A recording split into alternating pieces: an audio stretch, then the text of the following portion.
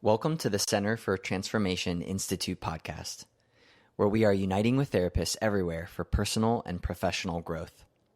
Your journey starts here at the place therapists grow. When a human reaches around 40 years of age, what you notice is, what I noticed at least, was that I looked back at the previous 40 years and thought, okay, that was, that was pretty good. But what am I doing now? And what do I want the next 40, hopefully 40 plus years to look like? And I remember around my 40th birthday, I had taken a trip to Israel with a group of ladies. And one of my good friends had said to me, hey, this is what happens when you turn 40 or when you're around this age. You really are wondering and you really take an inventory of your life. And so around that time also, as a therapist, I was thinking about the current practice I was in and kind of what I wanted the future to look like in terms of how I was going to live out my professional life and maybe leave my mark or at least use my gifts, talents, abilities, my energies towards something that I really felt passionate about, and what I call it is sinking my teeth into it, right? And so that led me to this concept of what is my why. I was working with a good friend then, and she was talking about that concept of what's your why. And so I went home. I remember going home and get my journal out and just writing, scribbling, kind of trying to figure it out. What is my why? What is the thing that I'm most passionate about? What is the thing that I want to give my time, energy, attention to? What do I want to spend my years on and my mental and emotional strength on? And what I really came up with was this idea of belonging. Belonging has been a really big deal to me for most of my emotional health journey, because even though I had some good belonging as a kid, I never really felt, or it was a sense of not ever really feeling like I fit. Something was off, something wasn't quite right. And as I began my emotional health journey in my late 20s, early 30s, and it continues on even now, I realized that place to belong was really something that I didn't really feel confident, or that was a foundation in my life in my early years, and that I was really seeking and searching for how to create belonging around myself in satisfying ways, in mutually satisfying ways. I didn't want to just take from people, but I wanted to provide something for people that then they could in turn provide for me, both in one-on-one friendships and in groups. And I think when I look across our world, I look at, at the clients that I serve, as well as the friendships, the neighborhood that I'm in, the other types of community that I'm involved in, and what I hear from books and media, and just the big picture of what humans are going through, a lot of us are missing that. We can be lonely in a crowd of people. We can be with a lot of people. We can be laughing, joking, feeling great on the outside, or at least it appears that we're feeling great and feeling connected, but internally feeling like we're all alone and nobody really gets it.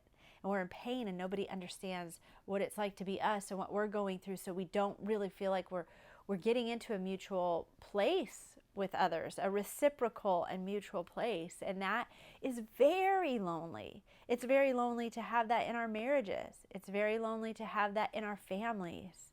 And I think even what we all went through with COVID and kind of being stuck in our homes for a while, either you had great belonging and you were like, I always say it was the middle-aged mama's dream, where kids came home from school and everybody was just home and just being together, or it could have been your nightmare, in that you were like, this is a sign that my marriage isn't working, my family doesn't like each other, we don't get along, or I haven't cultivated community outside of myself, and I feel like I've lost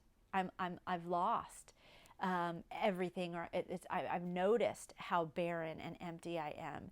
And so when we think about this idea of belonging, it's a very important piece of who we are as humans and what it is to be human and desire to be connected to other people. So I say all that just to remind us where we are in our journey. In this episode, we're going to be talking about the first concept in the 5 to Thrive concept. So the first thing is a place to belong. So just a reminder, the 5 to Thrive is part of the big picture pillar in the life model of multi-generational community and what it looks like to be in multi-generational community. Diverse community that is with people who aren't just my same age, who aren't just my same gender, who aren't just my same ethnicity, but who are varied in multiple different ways. But I'm learning how to find commonality, I'm learning how to find connection, and I'm learning how to find a place to belong, a place to rest and be at home with a variety of different people, and form attachments with people that really matter in my life. So a place to belong is the first concept in the 5 to Thrive. So the idea is that as humans, we will not thrive unless we have these 5 things in place. A place to belong, a place to receive and give life, a place to recover from the things that have gone wrong, our malfunctions, the traumas in our lives.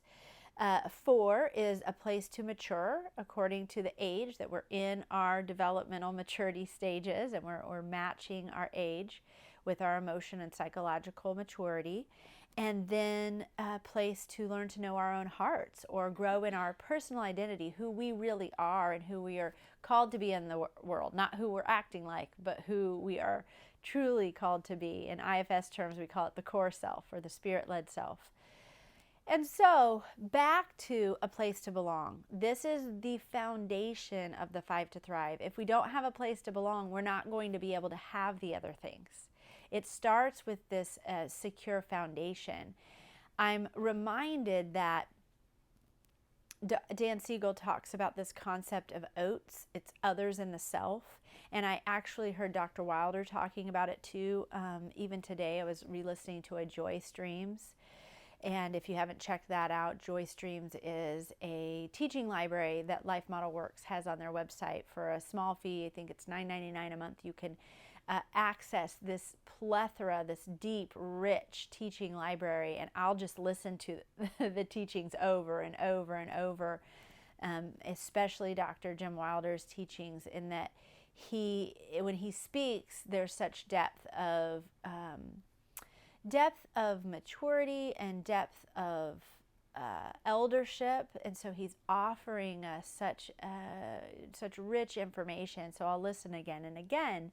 And today he said something about that, how when we're upset, when something's not going quite right, when we're feeling detached relationally, our brain goes into almost a fearful place, and Dan Siegel calls it oats, others in the self, where I'm just hyper consumed with how do I relate to others, right? And how do they relate to me? What do they think of me? And what do I think of them? And when we're in a fear-based mindset, there's a lot of fear and alarm around others in the self. Are they dangerous? Do they like me? Maybe they don't like me. Are they thinking this? Well, I'm thinking this, and I'm angry, and I feel ashamed, and they should be embarrassed. And, I'm judging them. I think they're judging me. And there's this fear-based engagement we have with other people, and we form fear bonds or trauma bonds with people when we are relating to them from that fear-based place in our minds. And so we talk even in the psychological world, especially with neurodivergency, with ADHD, of this rejection sensitivity dysphoria, in that I can be so hyper aware of others in the self, others in the self, others in the self, that when I perceive even subtle rejection from someone, even if they aren't rejecting me, I may pick up on some subtle cues that cause me to feel rejected, and it can spiral me emotionally and psychologically into this place. And so I think as therapists, a lot of times we see that in our clients, and we may even feel it. I know there's times when maybe a client confronts me about something, or they're upset with me. Maybe it's a countertransference, or a transference kind of concept where, they're treating me as if I'm their mother or I'm their significant other, and there's some rejection coming my way. And And I may start to have that rejection sensitivity and have to do my own inner work around it. But that goes to show that when my brain is in a fear-based place, my brain is saying, others in the self, how do I relate?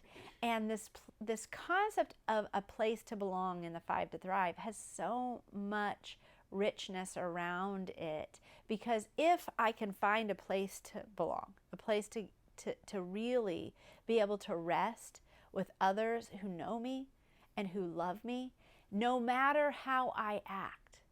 This is not dependent on my behavior. It's not dependent on the character flaws that I have at times. Not that it's not important to face those things. But when I have the kind of loving connection that forms a secure attachment, the Life Model calls it, and it comes directly from the scriptures, from the Holy Bible, this concept of Hesed attachment, that there's sticky love that never gives up, that it's not dependent on my character or my behavior. All that matters is that I exist. You love me because I belong to you and you belong to me.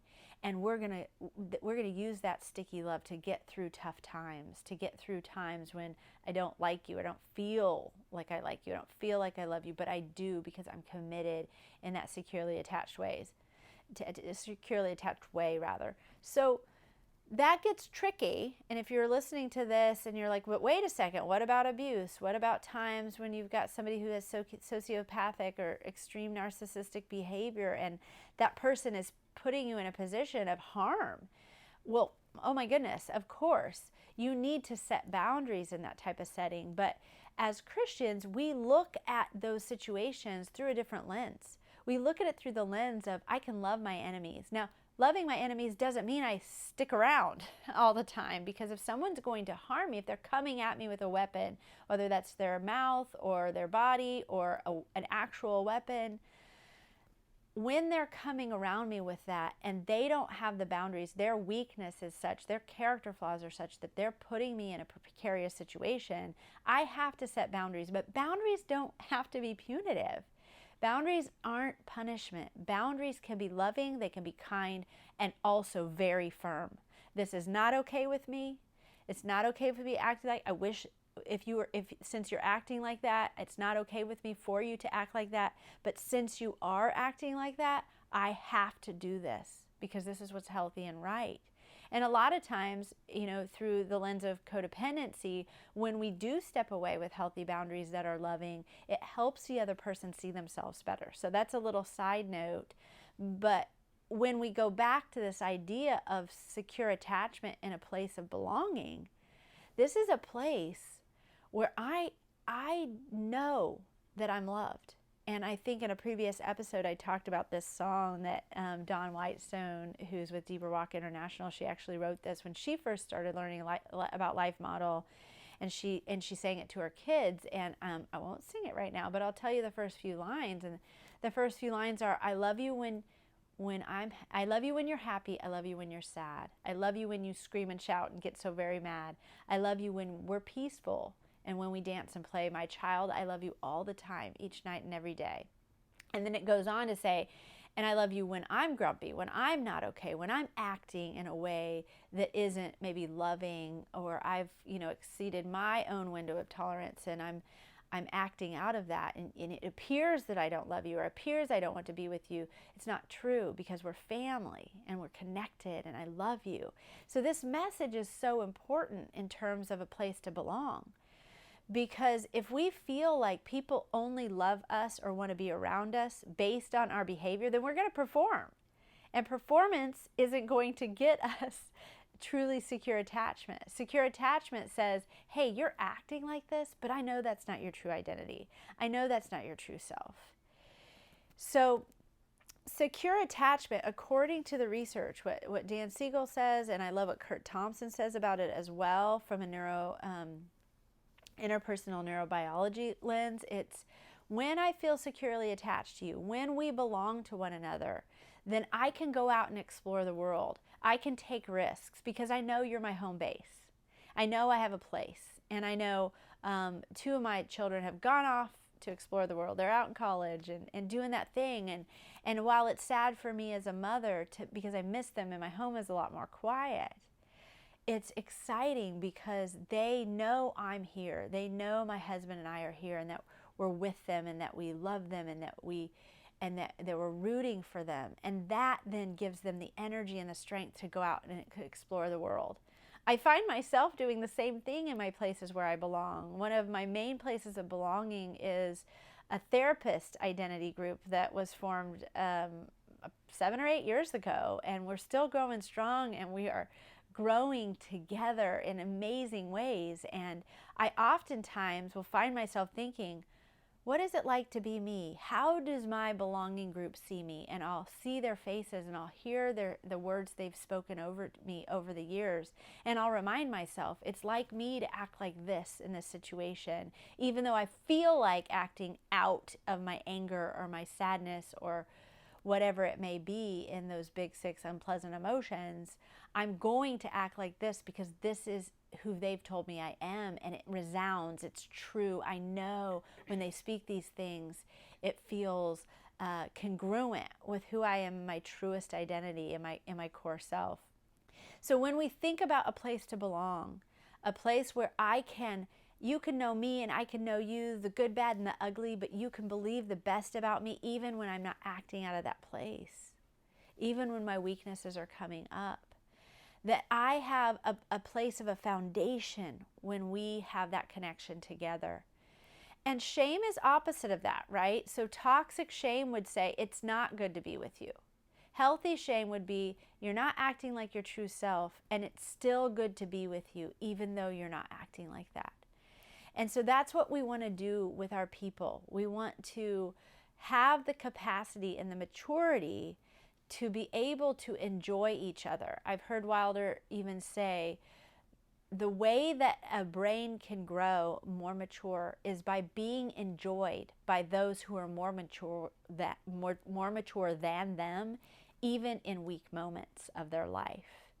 And so the question is, can you be glad to be with others who are not on the same maturity level as you, and really truly enjoy them? Not fake it, not be in a performance mentality. And as therapists, when our clients come in, when they are experiencing weaknesses, can we enjoy them even in the midst of those weaknesses, even if they're upset with us, even if there's transference going on? And I think that's what this concept of the 5 to Thrive, a place to belong, is all about. So we're headed there, and next episode we will be going into the next part of 5 to Thrive, which is a place to receive and give. Thanks for tuning in to this week's episode of The Place Therapists Grow. We hope you will join us next Monday. To expand your knowledge and continue your growth journey, go to cftinstitute.com and take our assessment. See you next time.